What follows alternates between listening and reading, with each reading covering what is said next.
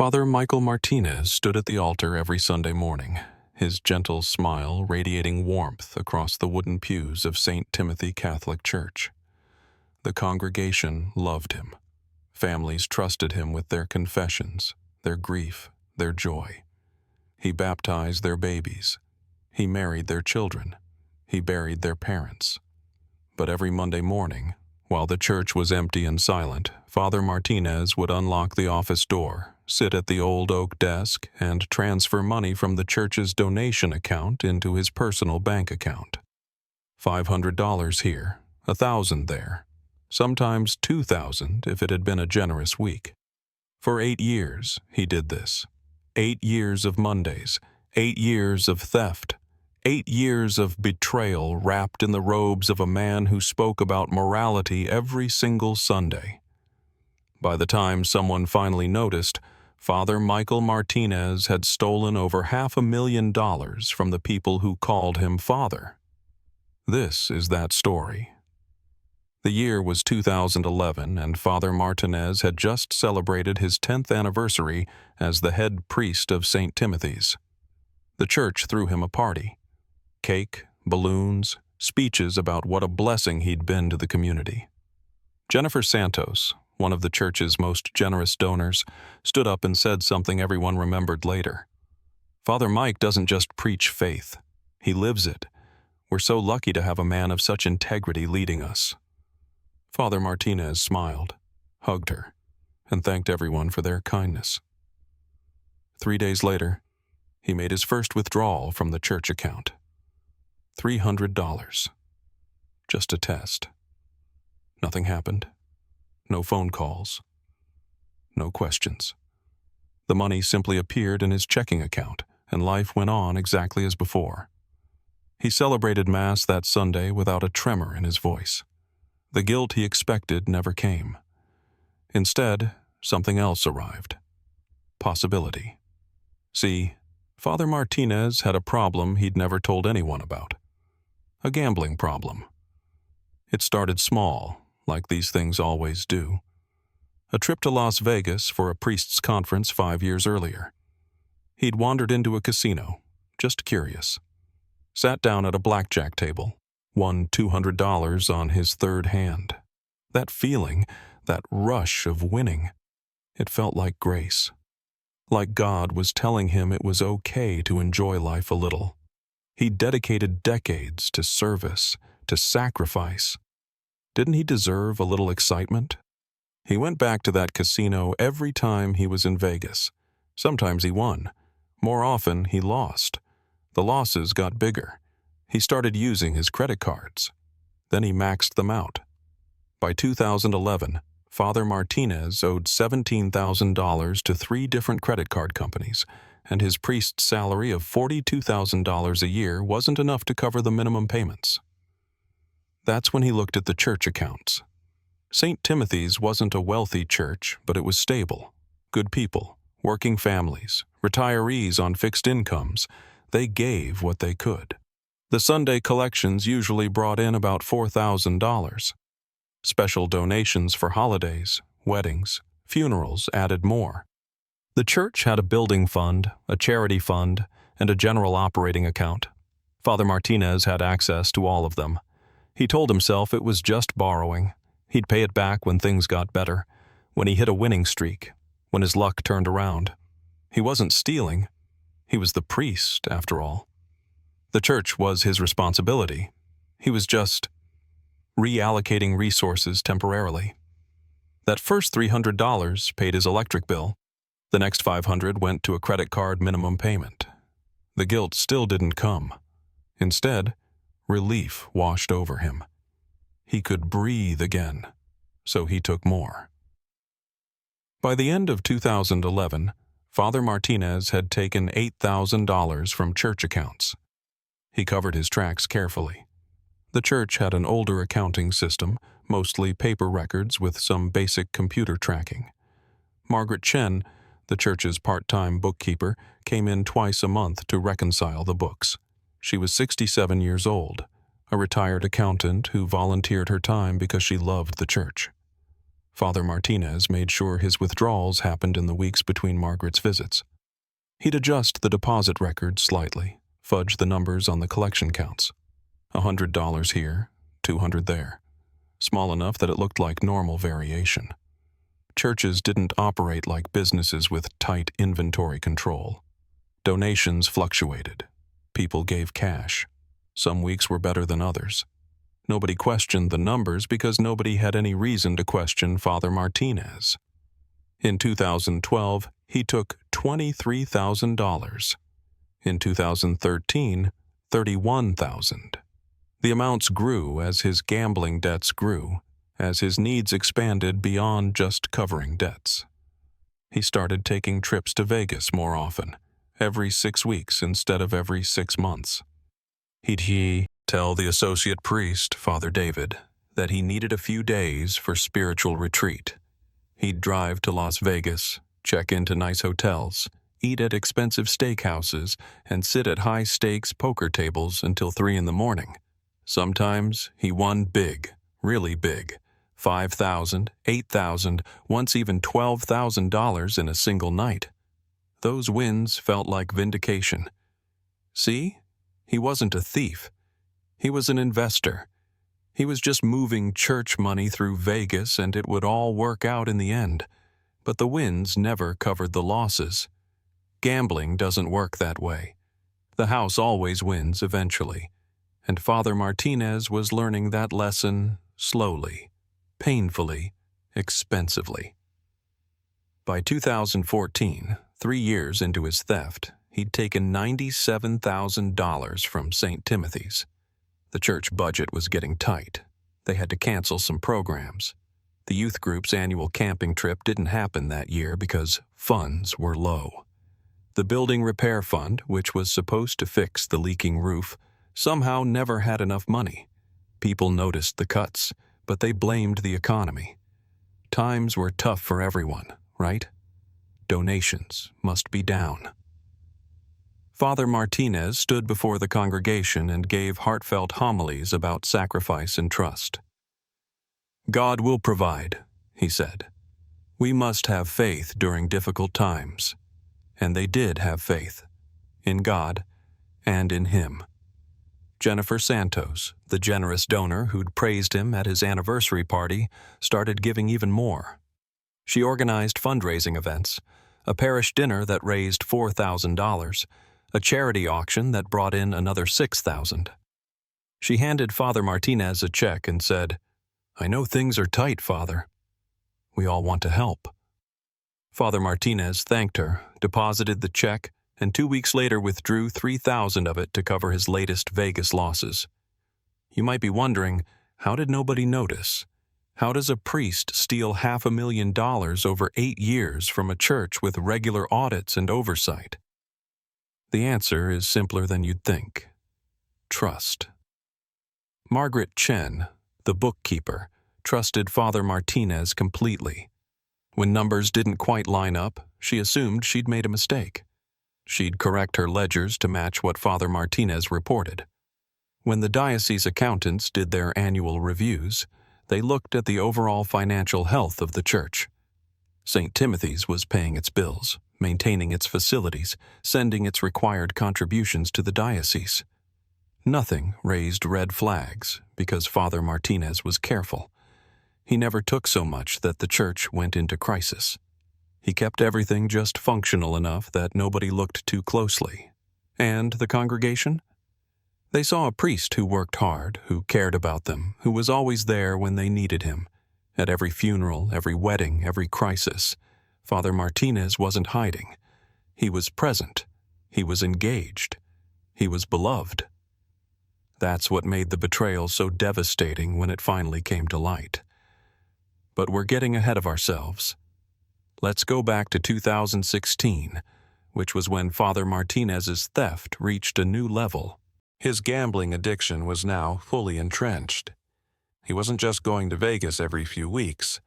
He was gambling online. Sports betting websites, online poker, virtual slot machines. He could gamble from his church office, from his residence, from his phone during confession if he wanted to. And sometimes, in his darkest moments, he did. The thefts increased. In 2016, he took $68,000. In 2017, $73,000. The building fund was depleted. The charity fund was nearly empty. The church had to take out a small loan to repair the boiler that winter because there wasn't enough in the maintenance budget. Father Martinez gave a moving homily about sacrifice that December. Jesus teaches us that material wealth is temporary, he said. Our true treasures are in heaven. The congregation nodded, bundled in their coats because the heat was barely working. They gave what they could to help with the repairs. Father Martinez collected their donations personally after Mass, counting the cash in his office, his hands shaking slightly as he separated what would go to the boiler repair and what he would take for himself. He took 40%, told himself he'd pay it back, always told himself that. By 2018, Father Michael Martinez had become two people. There was Father Mike, the beloved priest, the man who held the hands of the dying and blessed the newborns. And there was Michael Martinez, the compulsive gambler, the thief, the man who couldn't stop even when he wanted to. And he did want to stop. There were moments, usually late at night after another crushing loss, when he'd kneel in the empty church and pray. Really pray. Beg God for strength, for forgiveness, for a way out. But morning would come and the debts would still be there, and the casino websites would still be calling, and he'd tell himself just one more time, one more win to get even, one more score to pay everything back, one more Monday morning sitting at that oak desk transferring money that wasn't his. The amount he'd stolen crossed $400,000 in early 2019, and that's when Margaret Chen noticed something odd. Margaret was slowing down. At 74, she'd been thinking about retiring from her volunteer bookkeeper position. She was training her replacement, a younger woman named Susan Park, who'd recently moved to the parish. Susan was detail-oriented, maybe too detail-oriented. She asked questions Margaret had stopped asking years ago. "Why does the Sunday collection vary so much week to week?" Susan asked one Tuesday afternoon in March 2019. Margaret looked at the ledger. Donations fluctuate. People give more around Christmas and Easter. But look at these numbers. Susan pointed to the records. 3 weeks ago, we collected $4,800. Last week, only $2,900. But Father Martinez's count says we collected $4,200 both weeks. Margaret frowned. That was odd. Maybe he made an error in his notes. Maybe, Susan said, but it happens a lot. Almost every week there's a discrepancy between what the count sheets say and what's actually deposited. Margaret felt something cold settle in her stomach. She'd been doing this for 12 years. How had she never noticed this pattern? "Let me look at the bank statements," she said. What Margaret Chen discovered over the next 3 weeks would destroy a community and expose a betrayal that nobody saw coming. She started comparing Father Martinez's collection reports with the actual bank deposits going back months, then years. The patterns were unmistakable once you looked for them. Money reported, but never deposited. Deposits that appeared in the church account but were transferred out days later. Small amounts, always small amounts, but constant. Week after week, month after month, year after year. Margaret's hands shook as she compiled her findings. This couldn't be right. There had to be an explanation.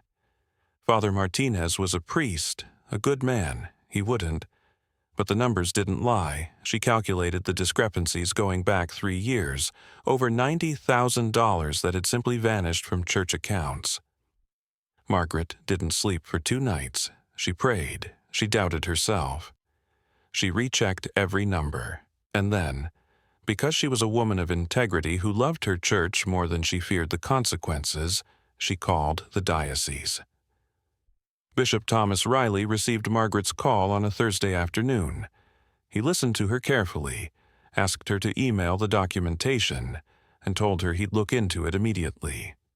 By Friday morning, the diocese had their own accountants reviewing St. Timothy's financial records. By Friday afternoon, they'd discovered that Margaret's 3-year calculation was just the tip of the iceberg. The theft went back 8 years. The amount wasn't $90,000. It was over $500,000. Bishop Riley sat in his office, staring at the numbers, feeling physically ill. $500,000 stolen from a working-class parish by a priest they'd ordained, a man they'd trusted, a man who'd counseled other priests about ethical conduct. He picked up the phone and called the San Diego Police Department. Father Michael Martinez was in his office on Monday morning, March 25, 2019, when Detective Sarah Rodriguez knocked on his door. He was logged into an online poker site, down $400 for the morning, trying to win it back before noon Mass. Father Martinez? Detective Rodriguez showed her badge. I need to speak with you about the church finances. Everything in Father Martinez's body went cold. 8 years of theft, 8 years of lies, 8 years of carefully constructed deception. It all came crashing down in the moment he saw that badge. Of course, he said, his voice steady despite the terror flooding through him. How can I help you? But he already knew. It was over. Finally, mercifully, terribly, it was over. Detective Rodriguez didn't ask Father Martinez if he'd stolen money. She already knew he had. The diocese accountants had spent the weekend documenting every fraudulent transaction going back to 2011. She had bank records, transfer receipts, casino withdrawal slips from ATMs in Las Vegas with Father Martinez's fingerprints all over them. What she wanted to know was why. They sat in Father Martinez's office, the same office where he'd made hundreds of illegal transfers over 8 years. The irony wasn't lost on either of them. Through the window, Detective Rodriguez could see the church sanctuary, sunlight streaming through the stained glass windows, illuminating rows of empty pews waiting for noon Mass. Father Martinez, she said, her voice neither harsh nor gentle, I'm going to be direct with you. We have evidence that you've been withdrawing money from church accounts without authorization, substantial amounts over a long period of time. Father Martinez's hands were folded on his desk. They didn't shake. That surprised him. After 8 years of fear, of constantly looking over his shoulder, of waking up at 3 a.m, certain this day had finally come, now that it was here, he felt something unexpected. Relief. How much do they think I took? He asked quietly. Over $500,000. He nodded. That sounded about right. He'd stopped keeping exact track around year 5. The numbers had become too large, too shameful to calculate. Are you going to arrest me? That depends on what you tell me in the next hour, Detective Rodriguez said. She pulled out a small recording device. I'm going to read you your rights, and then we're going to have a conversation. You can request a lawyer at any time. Do you understand? I understand. She read him his Miranda rights. Father Martinez waived his right to an attorney. What was the point? He was guilty. He knew it. They knew it. A lawyer would just delay the inevitable. Tell me how it started, Detective Rodriguez said. And Father Michael Martinez, after 8 years of lies and secrets and living a double life, finally told the truth. He talked for 90 minutes. The gambling addiction that started in Vegas. The mounting credit card debt. The first withdrawal that was supposed to be temporary. How it escalated, year after year, theft after theft. The online gambling that made it so much worse because he could do it any time, anywhere. The temptation constant and overwhelming. I told myself I'd pay it back, Father Martinez said, his voice hollow. Every time, every single time, I believed that the next win would be big enough to return all the money and nobody would ever know. But that never happened. No, that never happened. Detective Rodriguez watched him carefully. She'd investigated dozens of embezzlement cases, but this was her first involving a priest. There was something particularly disturbing about it. The betrayal of trust, the exploitation of faith, the systematic theft from people who could barely afford what they gave. "Where did the money go?" she asked. "All $500,000. Father Martinez laughed bitterly. "Gone, all of it. Casinos, online gambling sites, sports betting. I don't own anything of value. No secret bank accounts, no hidden assets. I gambled it all away." "You spent $500,000 and have nothing to show for it?" "That's how gambling works, Detective. The house always wins." Detective Rodriguez had one more question, the one that bothered her most. "Father, you counseled people." "Marriage counseling, addiction counseling, financial counseling. How could you stand in front of people struggling with their own problems and offer them guidance when you were doing this?" Father Martinez was quiet for a long time. When he finally spoke, his voice was barely above a whisper. "I compartmentalized. When I put on these robes, I became Father Mike, the priest, the counselor, the man people trusted. I believed that version of myself was real, that he was separate from Michael Martinez, the gambler and thief. I convinced myself that as long as I kept them separate, as long as I continued to be a good priest, the stealing didn't count. It was like it was happening to someone else. But it wasn't someone else. "No," Father Martinez said. "It was always me." By 5 o'clock that evening, Father Michael Martinez had given a full confession. Not the religious kind, but the legal kind. Detective Rodriguez arrested him. The charges: felony grand theft and embezzlement. The diocese issued a statement that evening announcing Father Martinez's immediate suspension and removal from St. Timothy's. And then the news hit the congregation. Jennifer Santos was watching the 6 o'clock news when she saw it. "San Diego priest arrested for embezzlement." She turned up the volume, certain there was a mistake. Not Father Mike. It couldn't be Father Mike. But there he was on her television screen, being led out of the church rectory in handcuffs. His head was down. He wouldn't look at the cameras. The news anchor was saying something about $500,000, 8 years of theft, gambling addiction. Jennifer's phone started ringing. Other parishioners, all asking the same question. Was this real? Was Father Martinez really a thief? She called Margaret Chen. "Please tell me this isn't true." Margaret was crying. "I'm so sorry, Jennifer." "I'm the one who reported it. I found the discrepancies. I had to tell the diocese." "How much did he steal?" "Over $500,000. Jennifer Santos sat down hard on her couch. $500,000. She thought about all the fundraisers she'd organized, the parish dinners, the charity auctions, the personal donations she'd made over the years. How much of her money had Father Martinez gambled away in Las Vegas? "The camping trip," she said suddenly. "The youth group camping trip we had to cancel 4 years ago because we didn't have funds." "Yes," Margaret said softly. "The building repairs we put off. The programs we cut. The times Father Mike stood at the pulpit and talked about sacrifice and faith during difficult financial times." "Yes." Jennifer felt something sharp and hot rising in her chest. Rage pure, undiluted rage. "He stole from us. He looked us in the eyes every Sunday and stole from us." "I know." "He married my daughter, Margaret. 3 years ago, he married my daughter. We gave him a $1,000 donation as thanks. Where did that money go?" Margaret didn't answer.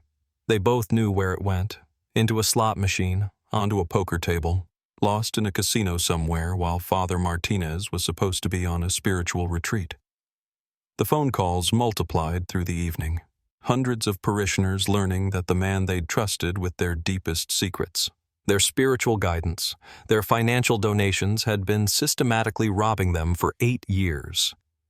The reactions ranged from disbelief to fury to heartbreak. Some people refused to believe it.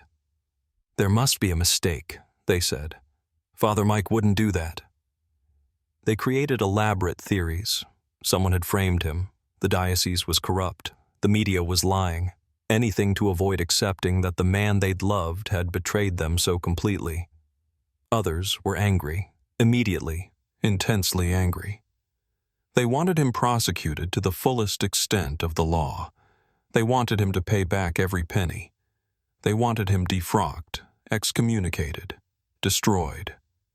How dare he steal from people who'd given sacrificially, who'd trusted him without question? And some people were just broken. They felt stupid for not seeing it, guilty for not questioning the financial problems the church had faced. One elderly woman told a reporter through tears, "I gave 10% of my Social Security check every month. I'm on a fixed income. I needed that money. But I gave it because Father Mike said it was God's work. Now I find out it was gambling money?" The betrayal cut deep because it wasn't just financial. Father Martinez had stolen more than money. He'd stolen faith. Trust. The sense of safety people felt in their spiritual home. St. Timothy's Catholic Church held an emergency meeting 2 days after Father Martinez's arrest. Over 800 people packed into the sanctuary. Bishop Riley attended, along with diocese attorneys and counselors. The questions came fast and bitter. How did this happen for 8 years without anyone noticing? Where was the diocese oversight? Will we get our money back? How do we know this isn't happening at other churches? Bishop Riley did his best to answer. The diocese would conduct a full audit of all parishes. They would implement new financial controls, dual signatures on withdrawals, monthly external audits, transparent financial reporting to congregations. And no, they probably wouldn't recover most of the money. Father Martinez had nothing to seize. The money was gone, gambled away in casinos that were perfectly legal and had no obligation to return lost bets. "What about insurance?" someone asked. "We're investigating our coverage," Bishop Riley said carefully. "But most policies have exclusions for theft by leadership." The meeting lasted 3 hours. People cried, people shouted. Some people walked out, saying they'd never return to the Catholic Church. Others stayed, determined to rebuild despite the devastation. Jennifer Santos stood up near the end. "I want to know something, Bishop Riley. Did anyone in the diocese know Father Martinez had a gambling problem?" The bishop hesitated. We had heard rumors, nothing concrete. Father Martinez participated in addiction counseling once, about 6 years ago. Voluntary. He said he'd addressed the issue." "So you knew he might have a problem and you left him in charge of church finances?" "It wasn't that simple. It was exactly that simple." Jennifer's voice echoed through the church. "You had information that should have raised red flags, and you did nothing. 8 years, $500,000, from working families, from retirees, from people who can't afford to lose anything." The bishop had no good answer, because Jennifer Santos was right. The criminal investigation moved quickly. FBI agents joined the case because some of Father Martinez's gambling had crossed state lines. Online betting sites, trips to Nevada casinos. They subpoenaed 8 years of bank records, casino security footage, credit card statements. What they found was staggering in its consistency.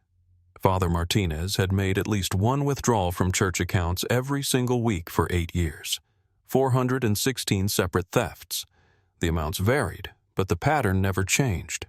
He'd take the money, drive to Las Vegas, or log on to a gambling site and lose it all within 48 hours. Detective Rodriguez interviewed casino employees who remembered him.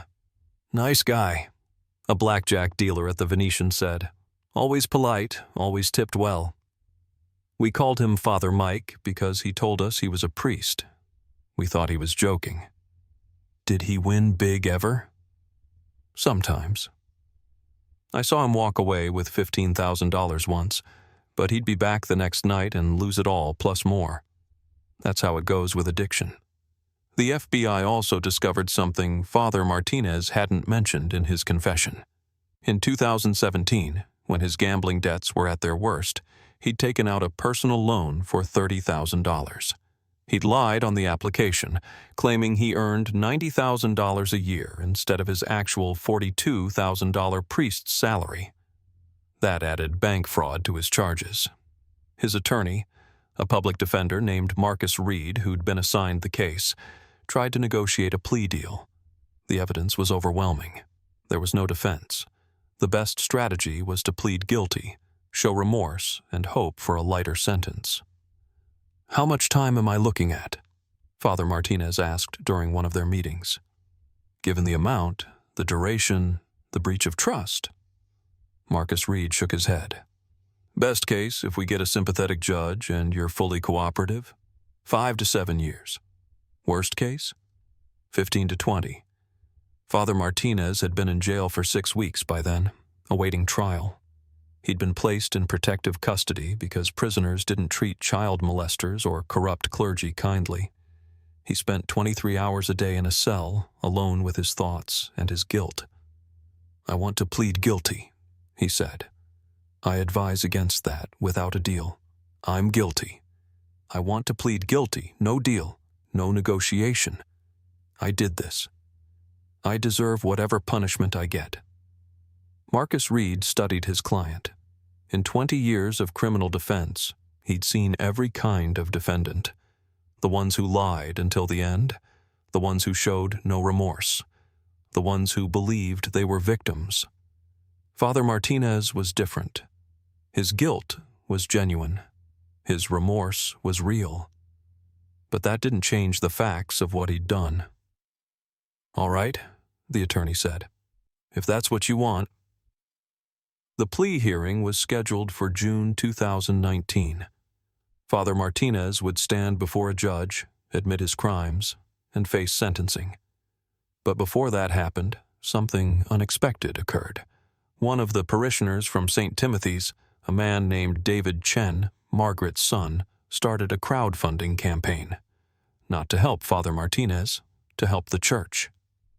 St. Timothy's was wounded by this betrayal, David wrote in the campaign description. "Our building is falling apart.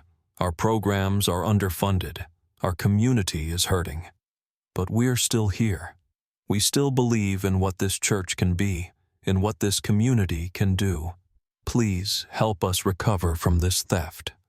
Help us rebuild not just our finances, but our faith." He set a goal of $100,000. Within a month, they'd raised $230,000.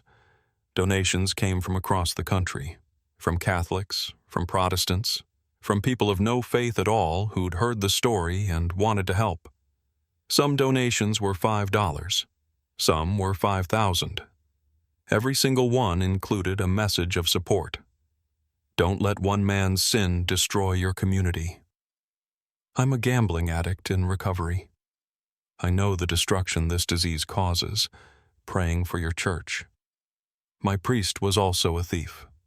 I know your pain. Stay strong. The outpouring of support did something unexpected. It started to heal the congregation. Not completely. Wounds this deep don't heal quickly. But people began to separate their anger at Father Martinez from their love for St. Timothy's. They remembered why they'd come to this church in the first place. Not because of one priest, but because of faith. Because of community. Because of something larger than any individual. Jennifer Santos, still angry, still hurt, decided to stay. "He doesn't get to take this away from me," she told Margaret. This is my church, my community. I'm not letting him destroy that. Others made the same choice. Some left, too hurt to return, but many stayed, and they waited for justice. The courtroom was packed on June 18, 2019. Every seat filled, people standing along the walls, overflow crowding into the hallway outside. Judge Catherine Morrison looked out at the gallery and saw faces she recognized from the news coverage. Parishioners from St. Timothy's, reporters, victims of Father Martinez's 8-year theft. Father Michael Martinez sat at the defense table in an orange jail jumpsuit. No clerical collar, no priestly robes. Just a middle-aged man who looked like he'd aged a decade in 3 months. His attorney, Marcus Reed, sat beside him with a folder containing the guilty plea they were about to enter. This is case number 2019 CR 4782, Judge Morrison began.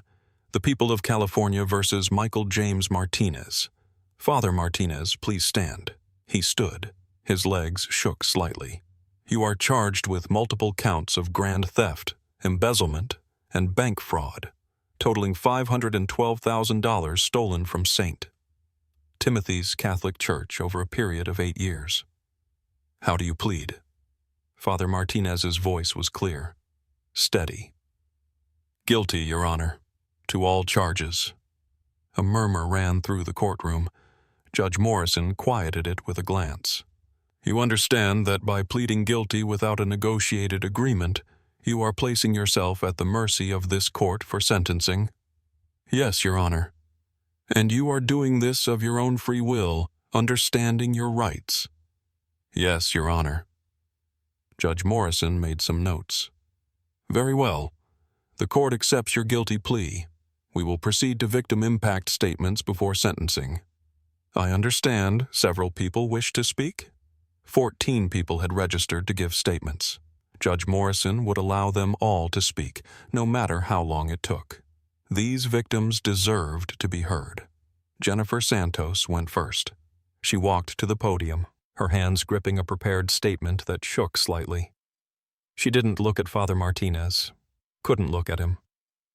Your Honor, she began, Father Martinez married my daughter 3 years ago. It was one of the happiest days of our lives. He spoke about love and commitment and building a life together. We gave him a $1,000 donation to thank him. I've spent the last 3 months wondering if he used that money to bet on a football game or play poker. Her voice cracked. She took a breath, steadied herself. But the money isn't even the worst part. The worst part is knowing that every Sunday for 8 years this man stood at the altar and talked about morality, about sacrifice, about trusting in God. And the entire time he was stealing from us, from people who gave even when they couldn't afford to give, from retirees on fixed incomes, from families struggling to pay their own bills. Now she looked at Father Martinez. He was staring at his hands, tears running down his face. You didn't just steal money, Father. You stole our ability to trust. You made us question everything. Every priest we see now, we wonder, is he lying too? Every time our church asks for donations, we hesitate. You poisoned something that was pure. And I don't know if that can ever be fixed. She returned to her seat. 12 other victims told similar stories. An elderly man who'd given 10% of his Social Security check every month, money he needed for medication. A young couple who'd donated their tax refund instead of taking their kids to Disneyland. A widow who'd given money in her late husband's memory, believing it would go to charity work. Each story was a knife, cutting deeper into the truth of what Father Martinez had done. Margaret Chen spoke last. She was crying before she even reached the podium. Father Martinez, she said, addressing him directly, I trusted you. For 12 years I did the church bookkeeping, and I trusted every number you gave me. When things didn't add up, I assumed I'd made the mistake. I changed my records to match yours because I couldn't imagine you would lie. She wiped her eyes. I keep thinking about all the times I could have caught this sooner. If I'd been more careful, more suspicious, more thorough. Maybe I could have stopped this at 100,000 instead of 500,000. Maybe I could have saved my church from this devastation. I know that's not rational. I know you're the one who did this, but I still feel responsible." Father Martinez looked up at her, his face destroyed. "Margaret, I'm so—" "Don't," she said sharply. "Don't you dare apologize to me. Not here, not now. You had 8 years to stop. 8 years to feel guilty enough to change. You didn't. You only stopped because I caught you." She gathered her papers and walked back to her seat, her shoulders shaking with sobs. Judge Morrison let the silence settle. Then she turned to Father Martinez. "Does the defendant wish to make a statement before sentencing?" Marcus Reed whispered something to his client. Father Martinez nodded and stood. "Your Honor, may I speak?" "You may."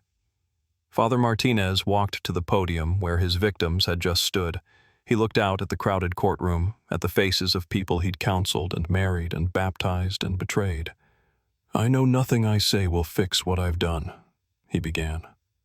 "I know apologies are worthless when you've hurt people this badly. But I need to say this anyway, not for me, but because you all deserve to hear it." He took a shaky breath. "I am a gambling addict. That's not an excuse. It's an explanation. Addiction doesn't remove responsibility. It doesn't erase the harm I caused. But I want you to understand that the man who stole from you wasn't the real me deciding to be evil. It was an addict who lost control years ago and was too ashamed and too proud to ask for help." Several people in the gallery shifted uncomfortably. Addiction as an excuse was a bitter pill for victims to swallow. "I told myself lies," Father Martinez continued. "I told myself I'd pay it back. I told myself it was just borrowing. I told myself that as long as I was a good priest in other ways, this one sin was somehow separate. I created a mental compartment where Father Mike the priest and Michael Martinez the gambler were different people, but they weren't. It was always me, all of it, the good and the terrible." He looked at Jennifer Santos. "Jennifer, the money you gave for your daughter's wedding went to a poker table in Vegas. I lost it all in 3 hours. And then I went back to the casino hotel room and I prayed. I actually prayed for forgiveness while planning to steal more money the following week. The cognitive dissonance, the mental gymnastics required to do that, I can't explain it even to myself." He turned to Margaret.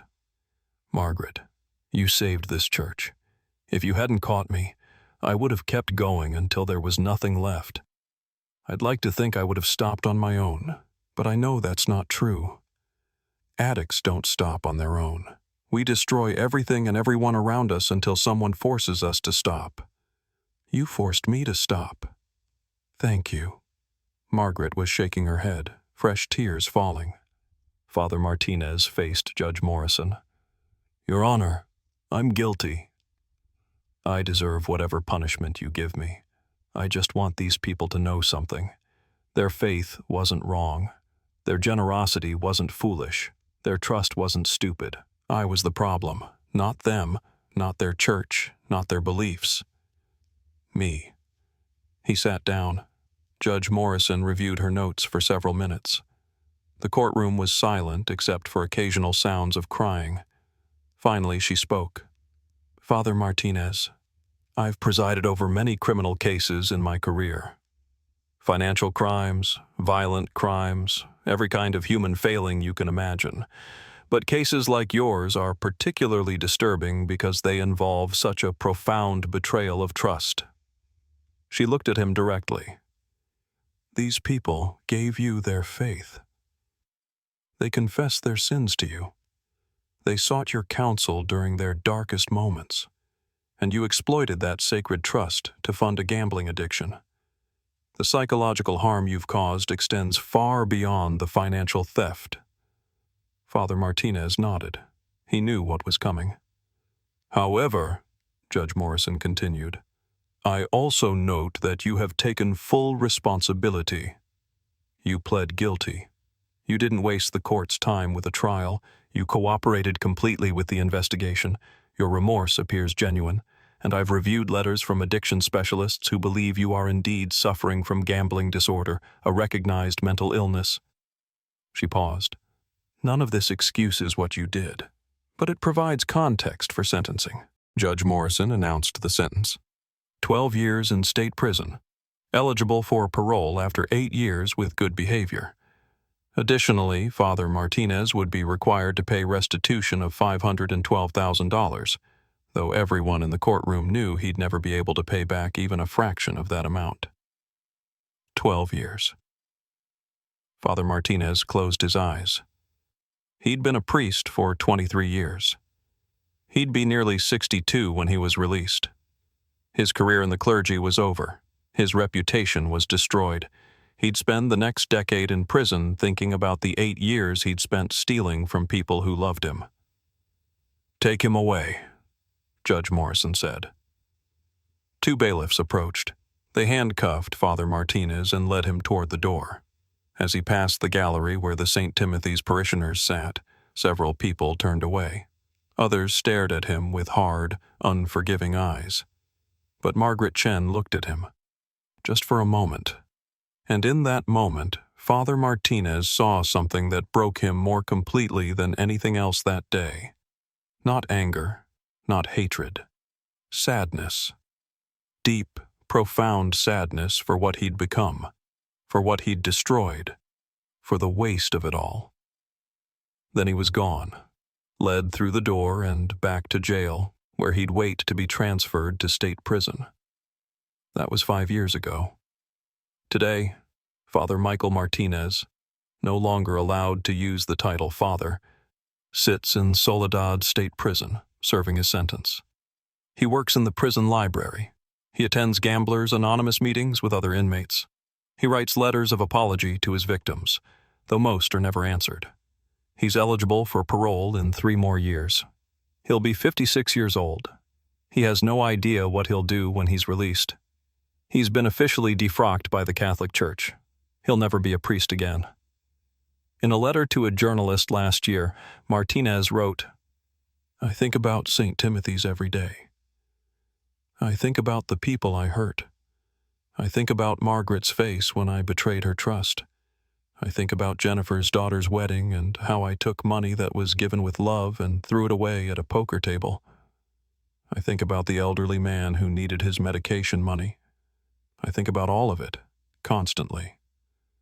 That's my real prison, not these bars. And St. Timothy's? The church survived. That crowdfunding campaign raised enough money to repair the building, restart the programs, and create a financial reserve. The diocese implemented new oversight protocols. Now every parish has external auditors, transparent financial reporting, and dual authorization required for any withdrawal over $500. Jennifer Santos is still a member of St. Timothy's. She's now on the church finance committee, personally reviewing every expenditure. He doesn't get to destroy my faith, she told a reporter. He destroyed himself. We're still here. Margaret Chen retired from bookkeeping but volunteers with a nonprofit that helps churches implement financial controls. If my experience can prevent this from happening somewhere else, she says, then maybe something good can come from it. The church has a new priest, Father Thomas Chen, Margaret's nephew, actually, who has worked hard to rebuild trust. He holds monthly financial transparency meetings where any parishioner can review the books. Every donation is tracked and reported. The congregation knows exactly where their money goes. Attendance dropped by 30% in the year after Father Martinez's arrest. But slowly, people came back. Some because they needed their faith community, some because they refused to let one man's sin destroy something larger than himself. And some because they realized that institutions are made up of flawed people, and the question isn't whether betrayal will happen, but how you respond when it does. Do you give up, or do you rebuild? St. Timothy's chose to rebuild. There's a plaque now in the church lobby. It doesn't mention Father Martinez by name. It simply says, "In memory of lessons learned." Trust, but verify. Faith, but with wisdom. Love, but with eyes open. If you've stayed with this story until the end, you've witnessed something that happens more often than most people realize. Religious leaders, financial advisors, community pillars, people in positions of trust, who betray that trust for personal gain. It happens in churches, synagogues, mosques, nonprofit organizations, schools. Anywhere there's trust, there's potential for betrayal.